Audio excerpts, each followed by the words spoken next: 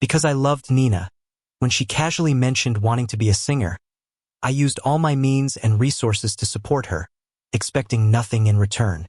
But when she actually became a top star in the music scene, she believed her achievements were solely due to her own abilities, unrelated to me. She coldly left me, rekindling things with her campus crush. When I blinked again, I found myself back on the day before I chose to promote her. This time, I picked another beautiful woman over Nina. Nina went crazy, eyes red with fury, saying, "Howard, you can't just leave me." Nina announced to the world her wedding date with David, adding, "After everything, it's still you." As the top diva, a national goddess, her and David's news exploded online in less than 5 minutes. The whole platform was pushing it, with comments mixed between congratulations and heartbreak. Congrats. Congrats. We've all known Nina has liked someone for a long time. Didn't expect it was David. They are perfect for each other, some said. And others, Nina is so loyal. So was everything with Howard fake? Watching the online chatter, I slowly dialed Nina's number. After she hung up on me 7 times, she finally answered, her voice as cold as ice. "Howard, I'm about to get married. Stop pestering me. I'm not a clingy vine plant, and you always arrogantly try to plan my life. Only David respects me and gives me space. Everything I have today is thanks to my efforts. I've had enough of your psychological games." She hung up before I could say a word. Today was both my birthday and the day I got the terminal cancer notice. Outside, the wind was gentle, the sky just as serene as the day I first met Nina.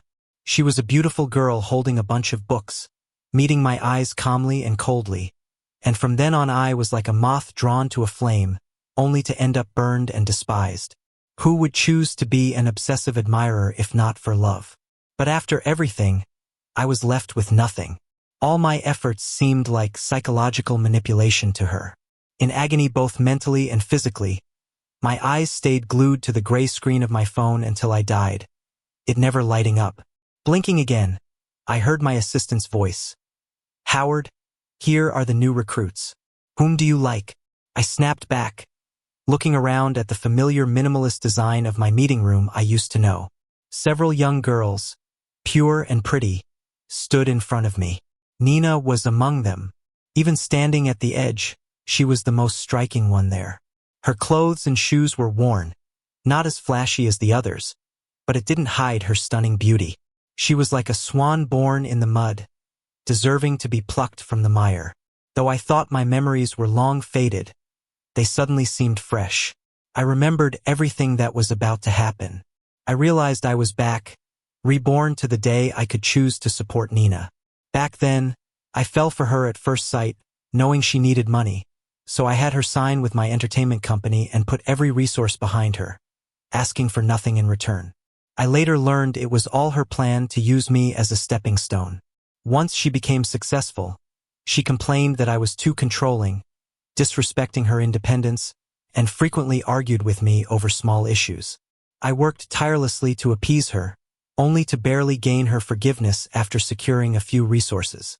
Later, she thrived in the entertainment world, bored of my endless devotion, believing her success was achieved on her own, and that I was limiting her spirit. During my illness, she treated me with silence, betrayed me with my rival David, and leaked my company's secrets, causing heavy losses. I flipped through the resumes, my eyes stopping on Nina's photo. At 18, she was fresh-faced, defiant, and even more beautiful in person. She had been the school beauty, excelling in academics while juggling 5 jobs, topping her class, and winning numerous regional contests. Yet now I felt nothing. The desire to give her everything vanished when I died. Seeing me focus on Nina's info, my assistant, perceptive as ever, eagerly suggested, "Howard, Nina's really promising if you choose her." Nina pursed her lips, her eyes shining as she looked at me, seemingly confident and certain I'd pick her. Young, pretty, clean, seductive, but almost no man could resist Nina's demanding gaze. In the next second, I placed Nina's resume aside and casually picked another. "I'll take her," I said. Nina stared at me, eyelashes trembling like a butterfly betrayed. If Nina wanted freedom, she could have it. My entertainment company was one of the top in the nation. When I knew she needed money, I even signed an A-class contract with her, giving her the best terms despite her being a newcomer. If she didn't need it, I'd take it all back and see how far her abilities would really take her. Others will have a chance. Gradually, the company won't just support one person. Once you show your value, the opportunity to rise will come on its own. A girl burst into a confident smile, full of ambition. Howard picked me. Are you sure there's no chance for anyone else? The voice belonged to Lucy, the girl I had just chosen. Her profile was the most promising among them. She had a beautiful face and figure, though barely any makeup, dressing in simple black, her hair casually tied. Even so, she was strikingly charming and elegant. Here's to a great partnership, I said, shaking hands with Lucy. At that moment, Nina's beautiful, tender face looked lost, fragile, and close to tears. So sad to see. She clutched the hem of her washed-out dress tightly. Her pretty knuckles were a bit blue, eyes slightly red, like a pitiful little droopy-eared bunny. Whispering, I knew it, men are all liars. I can only rely on myself. People nearby started giving me these subtle looks. After all, they kind of knew about my thing for Nina. Yet I felt nothing. You must be joking. The company treats everyone equally. Talented people naturally stand out. I'm just here to see what you can do. But after signing with us, you're too publicly chummy with other entertainment companies. Please remember our artist code. Nina shot me a glare, her beautiful eyes displaying endless grievance. They approached me, but I didn't go. It was just a meal, Howard. Are you choosing someone else because of this? I'm so disappointed in you. No fame, no fortune. Why would they pay a hefty fine to get you? I interlaced my fingers, laying out the cold facts. They just want leverage on me, thinking we have a special relationship. Howard, how could you think like that? I won't forgive you. Nina turned away, like a fluttering butterfly, but slowed down, maybe waiting for me to chase after her. But when I didn't move, she stiffened and then sprinted off. Howard, should we? My assistant asked. No need to look for her, I replied coolly. She'll come back once she calms down. If not, pursue her for breach of contract. Everyone else stayed silent, except for Lucy, who couldn't hold back and laughed. She noticed my gaze, nodded slightly, exuding that lazy charm. Lucy teased, Howard, you're so easygoing. If I ever talked to my old boss like that, I'd be packing my bags. I smiled back. It's not that I don't want Nina gone, but there's always someone willing to step in. After deciding to back Lucy, her schedule was packed. Lucy was so grateful for the chance. She even found time to write 2 songs and added them to the company library. These 2 songs were yours? I pointed at the potential future hits that made Nina famous everywhere. Lucy, still dozy from the couch, sat up immediately. Sorry, Howard. They were rushed. I'll do better next time. In a past life, after I promoted Nina, I shelled out money to get rid of any similar or younger talent. Looking at Lucy's fresh, youthful face, I couldn't believe I let such talent slip. I was so much of a pushover before and got nowhere from it. I mean, you should rest too. Don't overwork yourself. I patted her shoulder, like dusting off a golden treasure for the company. Grinning warmly, keep it up, and I'll give you a raise. Lucy's eyes teared up with gratitude. Oh, Howard, with your words, I'd do anything for the company. May I treat you to dinner tonight? Just as I was about to agree, my phone buzzed. Nina sent a voice message. Howard, I want those 2 songs, Nina sounding cold, as though still harboring resentment. She attached the very songs Lucy wrote. I replied patiently, those songs are for Lucy's album. A moment later, Nina sent a question mark. I almost replied with a question mark myself, but held back. She blocked me. Staring at the red exclamation mark on my phone, I remembered how she treated me like her lackey. I told my assistant, revoke all of Nina's special privileges. Same treatment as all the other artists. The mightier they are, the harder they fall. At the restaurant, I courteously pulled out a chair for Lucy. Her face flushed red. Thank you, Howard. No problem, I said, letting Lucy order. As I was about to pay, she stopped me. Howard, you're the best boss I've ever had. Please let me treat you. Lucy shared her previous terrible work experiences of bullying and dirty offers, causing her to hop between several jobs. She was considering this as her last chance or facing her parents' decisions back home. Lucy added, every bad experience led me to you, and it feels worth it. I listened intently, gauging her sincerity. Then behind me, I heard glass shattering. Howard, what are you doing? Nina stood far, looking shaken, eyes reddened. You two are secretly together, aren't you? That's why you chose her. I should have known you're just like those disgusting men. Nina, nothing's happening here. This is just a regular restaurant. Can you stop assuming the worst of people? But before I could finish, Lucy slammed the table. Howard is handsome, young, and charming. Even if I want it, it's up to him. Lucy's words surprised me so much I almost spit out my drink. Nina ignored her, staring at me with sheer frustration. Howard, you never used to be like this. I used to keep my distance with women, never agreeing to personal invites or any touching. Friends laughed, calling me an old-fashioned guy. But I just didn't want Nina to overthink things. Yet Nina viewed it all as a given, assuming I had no other options or charm. Still, she didn't have a right to say this now. Nina, what's it to you? Lucy glanced at the middle-aged man with Nina. Aren't you here with someone else? EW, talk about bad taste. I was just making things clear about not joining him. Nina shot Lucy a death glare. Howard, are you just going to let her insult me? Aren't you afraid I'll stop talking to you? Amid her hopeful gaze, I went back to my meal. Finally, I slowly replied, Nina, remember to follow the HR breach process if you want to leave. The penalty for breaking an A-list artist contract is at least tenfold. The thought of Nina leaving and having to pay me made my appetite grow. The middle-aged man with Nina was named John, a manager from an entertainment company. I'd seen him at a party before. Hadn't expected he'd be part of the team trying to poach Nina. Once John saw how I reacted to Nina, his enthusiasm faded. He gave me an awkward, ingratiating smile and said, Howard, let's set up a dinner sometime. Then, without even a glance at Nina, he left in a hurry. Howard, are you still mad at me? Nina finally sensed something was wrong, her voice trembling. Howard, do you really believe what she said? I've been waiting for your message every day. I've been trying to make peace, sending voice messages asking for songs. But you still got mad at me. She explained how she coincidentally met John at her part-time job and rejected his offer to join his company. Tears streamed down her face like a broken string of pearls, heart-breakingly beautiful. More people gathered around. Some even started taking photos.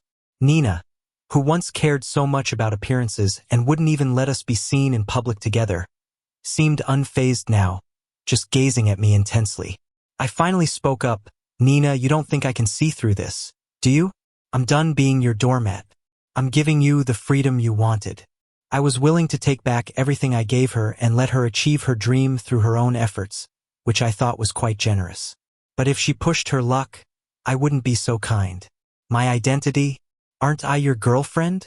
Nina asked, struggling to keep her footing. Didn't you promise you'd love and protect me forever? Why did everything change this time? She let out a bitter laugh. Howard, is lying to yourself really that fun? I don't believe you don't love me anymore. When I make it on my own, you'll regret this.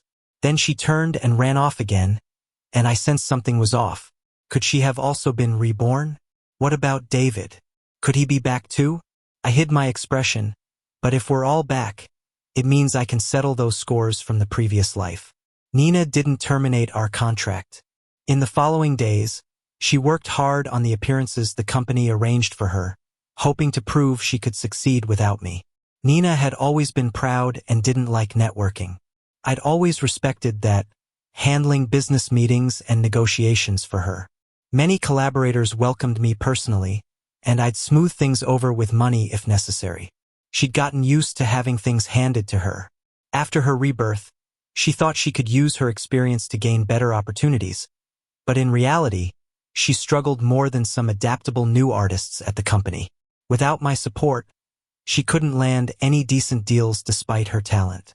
After punching a director who tried to get handsy, Nina could only accept minor show gigs for exposure. She realized just how important my behind-the-scenes support had been in her past life, but still believed she could achieve her fame alone, albeit a few years later. Despite her jealousy over how Lucy was treated, Nina couldn't see me whenever she pleased anymore and questioned my assistant if I was sabotaging her. My assistant reassured her that she was still getting good treatment since she at least had exposure opportunities, something many newcomers didn't get. Nina tried picking songs but couldn't access anything above C-list due to her status and lack of connections, resulting in songs that fizzled out. Reality eventually humbled her. She didn't hold her nose high anymore and accepted small ads she previously ignored, finally taking the typical newbie path. Nina still thought I'd eventually lower myself and apologize. She couldn't comprehend why I'd changed so much, or maybe didn't want to admit I wasn't her pushover anymore. Because of this, she never sought me out until a few months later. Lucy had written over 10 songs, and her solo album was on the agenda. At a meeting, I announced Lucy's album as the company's quarterly focus, which finally pushed Nina to her limit. That day, after parking my car and locking the door, as I was about to press the fingerprint scanner to go inside, I noticed a fragile figure sitting desolately by my door. Nina.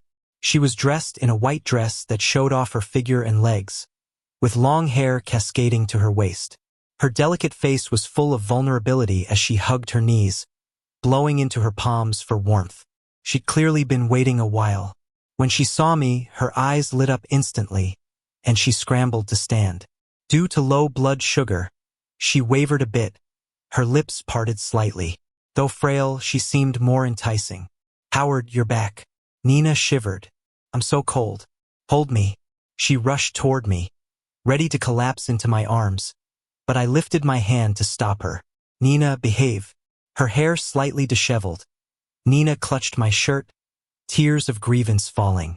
"Howard, with you I never had to socialize or drink. I almost crippled a guy who tried to touch me. Now I realize how well you protected me. Without your protection, they all bully me. Howard, I admit I was wrong. Can you stop this, please?" Standing before her tearful eyes, I remained silent. Sneered. "Nina, looks like you still don't get it. Right now you're just an artist at my company. To be blunt, you're just an unfinished product." I lifted her chin, a smirk on my face. "Nina, if you want me to exploit you, don't pretend to be noble. Don't disgust me." Nina stared at me, searching for the old Howard who used to cherish her. Seeing my genuine expression, her eyes filled with tears. "Howard, when did you become so harsh? How can you talk to me like this? Do you see me that way? If it wasn't you, I wouldn't do this. If you don't want people to see you as cheap, then stop doing things like waiting scantily outside someone's door." I released her and tried to walk inside, but she grabbed me. "Howard, I know you're still mad. I'm really sorry, you can't leave me." Nina anxiously clung to me from behind, looking desperate. "Howard, you know me.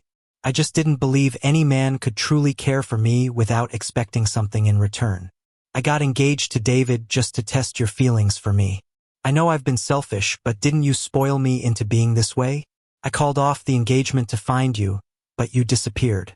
Don't you remember? I told you about my abusive dad, my stepdad nearly assaulting me, and my brother trying to sell me. Since I was young, I've never been able to trust men. What could I do?" I could feel her tears soaking my collar, and I almost laughed. The despair Nina gave me back then was over these ridiculous reasons. Thankfully, my romantic side died long ago. I coldly pried her hands away. "It's because I used to love you that I endlessly tolerated you, knowing about your issues. But Nina, you've long worn out my love for you. Nina, don't you know? The Howard who loved you died of stomach cancer."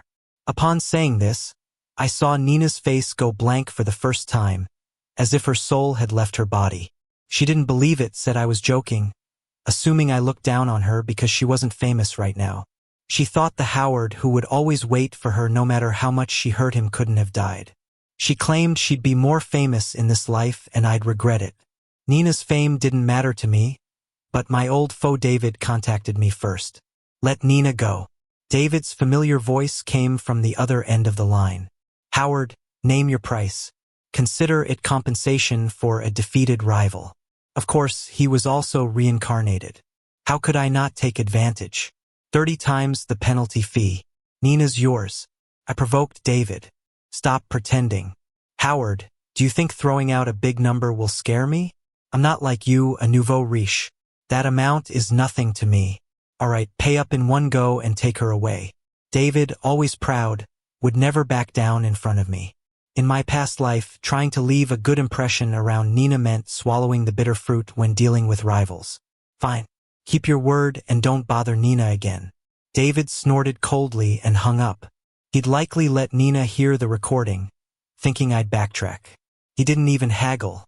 I called Lucy over, planning the album release on the day Nina leaves, and asked what she wanted to name it.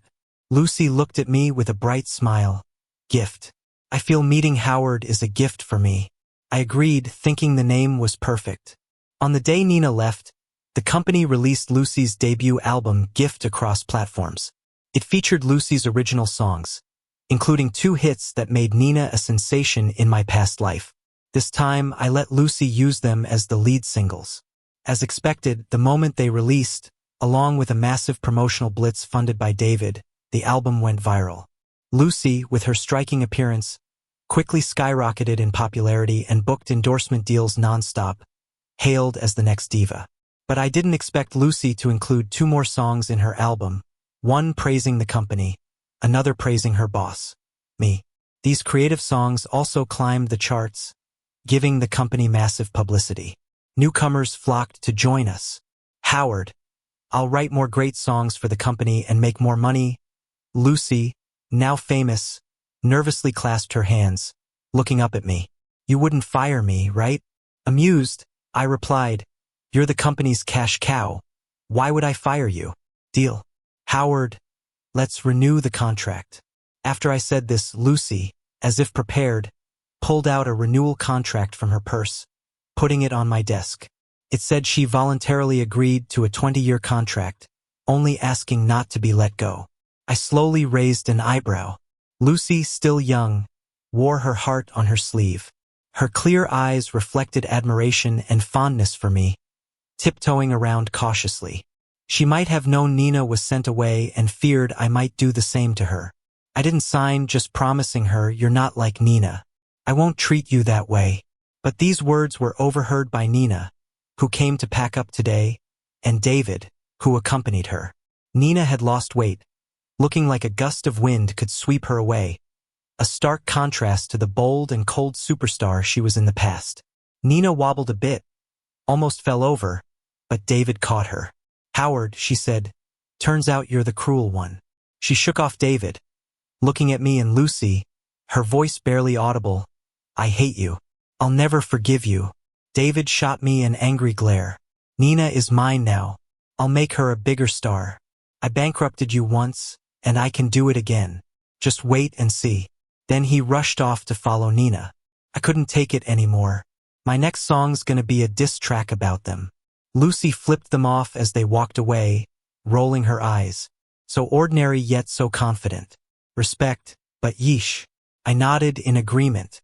David was always so full of himself. He bought back his spy stationed at my side for 30 times the penalty fee.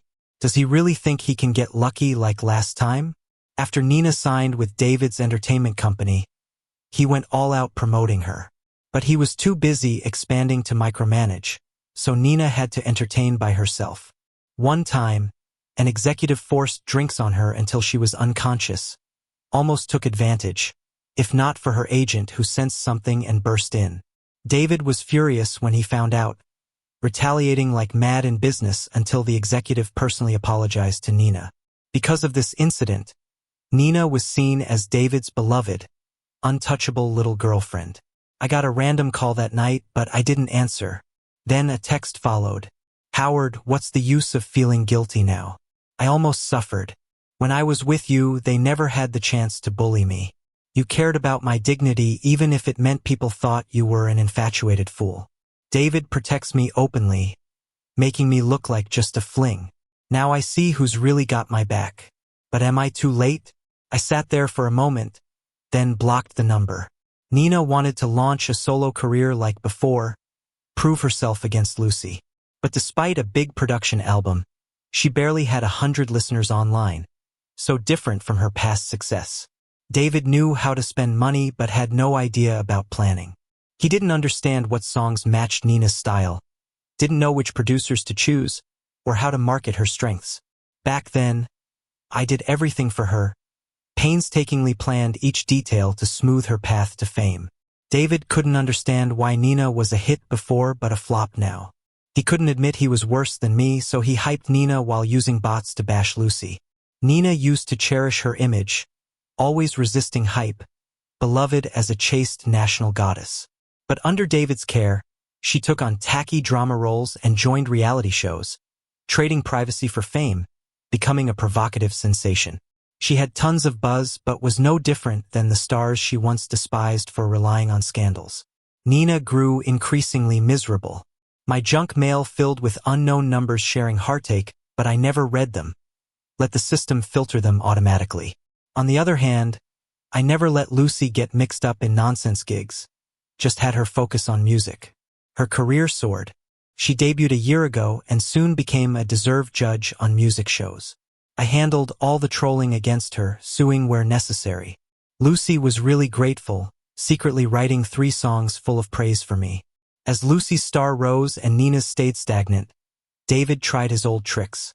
He secretly approached Lucy, promised triple her pay, and offered to buy out her contract.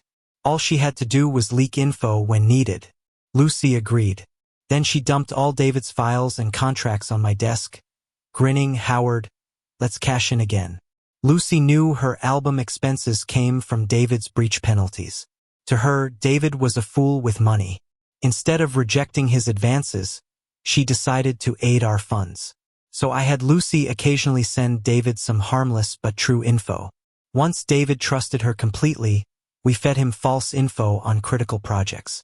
David took a major hit and raged. He paid big to dig up dirt on Lucy, hiring PIs to snap her at high-class events with older men. David quickly bought the scandalous story to the top trending spots, smugly sending me the photos to rub it in. The rumors of Lucy being a sugar baby spread fast. While I was crafting a PR strategy, Lucy rushed in, scared. "Howard, you won't fire me, right?" Concerned more about her job than her reputation. I laughed and said, "Just focus on your music. I'll handle this." With teary eyes, Lucy asked, "Aren't you going to ask for my side?" "I know who you are. I trust you," I replied. "I've been in this industry long enough to size people up." Lucy's honest gaze and blushing when I got close said it all. She had no experience in love. Lucy teared up more, choking out, "Howard, I'll stick with you for life. I can't keep hiding behind you. No need for you to handle this. I'll deal with it myself." When Lucy says she'll do something, she means it. Quick and decisive. In just one afternoon, we saw the rarely seen richest man make a statement on social media to clear things up, and sent legal letters to those spreading lies. Shockingly, the top pop star Lucy turned out to be a super rich kid. Lucy's the daughter of the wealthiest person. After seeing the trending topics, I, as her boss, finally realized that Lucy was, in fact, a top-tier heiress. Rebellious, she didn't want to rely on her family, so she struck out on her own. If she failed, she'd return home to inherit the family fortune. So, in a previous life, Lucy's talent disappeared. Because I, afflicted by love's folly, let her go, making her return home. "Howard, will you fire me?" Lucy was nervous after I learned about her identity. Her eyes were pleading, like she'd cry on the spot if I nodded. I sighed, "Of course not, Mississippi. I knew it. Howard, you're the best."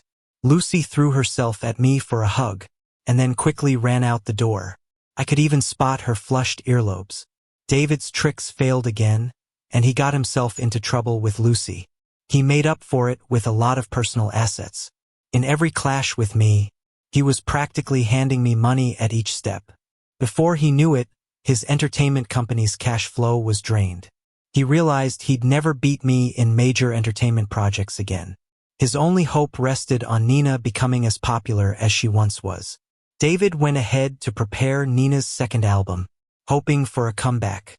But David knew only how to stir up hype, and faux popularity vanishes as quickly as it arrives. Once Nina's buzz died out, she was forgotten again. She got a permanent label as a publicity stunt artist impossible to shake. Good opportunities never came her way. Producing an album costs a ton, and the funds David poured into Nina went down the drain.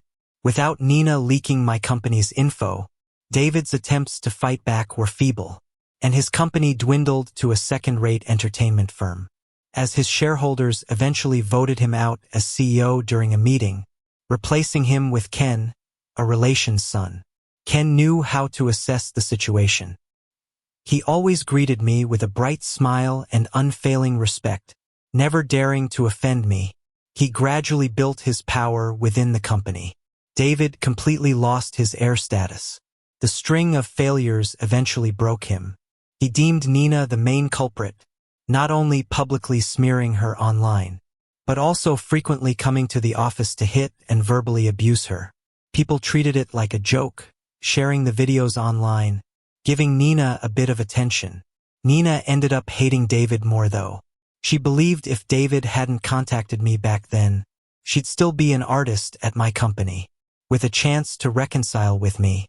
After months of harsh survival in the popularity-chasing entertainment world, Nina clearly understood how much she regretted leaving me, and how laughable her claim to make it without me was. She tried reaching out to me, but without my permission, she didn't even know how to find me. Every text she sent was blocked and filtered, never getting a reply.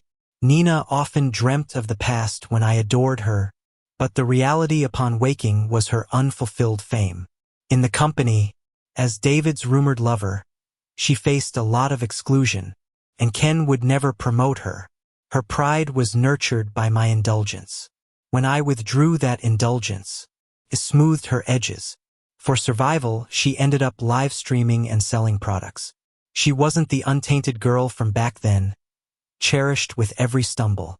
Eventually, Nina learned the ways of the dog-eat-dog world too late, left with only her remaining life to reminisce. Occasionally, after a busy day, Nina would look up to see Lucy's advertisements on displays, and interviews where I, as an entertainment mogul, was featured. Recalling my affection in a past life, she couldn't help but break down in tears on the street, heartbroken. The Howard who loved me, the best man in the world, I lost him. Years later, after Lucy stepped onto the stage for her annual album award, her first words were, "I owe it all to Howard from our company. Without him, I wouldn't be here today." Hailed as a brilliant producer and talented singer, Lucy was eccentric, but from a prestigious background.